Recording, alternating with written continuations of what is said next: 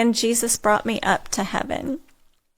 And it's the first time I met him face to face in heaven. And it was beautiful.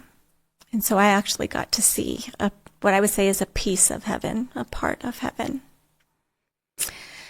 It was, I was sitting in grass. I kind of showed up in this place where there was grass, and the blades of grass were really thick and beautiful and green and lush, not itchy. You would sit on it and it felt like a pillow, and off in the distance I could see this big kingdom.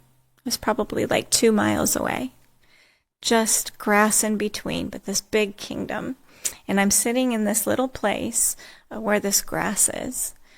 And there's this, I would describe best earthly tree would be a big Japanese cherry blossom tree. Huge trunk, interwoven, big tree, and I just sat underneath it. And there's this brook, and the temperature, there's light, but there's no sun, because Jesus is the light. And Jesus comes and he sits next to me. For the first time I saw him, I encountered him face to face. And he just puts his arm around me, and I just leaned my head on his shoulder. And he cradled me, and I just sat there. I had gone through 3 weeks of literal, I thought I was losing my mind.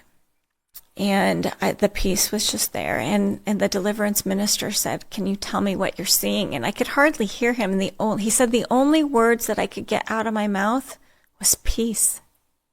It's all I could speak was peace.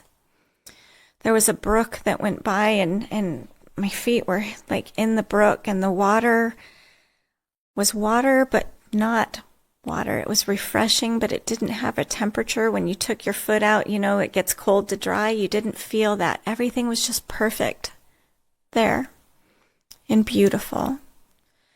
And he said he wishes he would have taken a picture of me, because all he saw me do, he said, I looked like I was just being held and I was just cradled.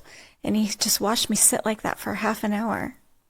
And he finally said, he was like, "Is there anything that you can tell me?" And he said, all I could say was peace. I could not say anything. I could not speak.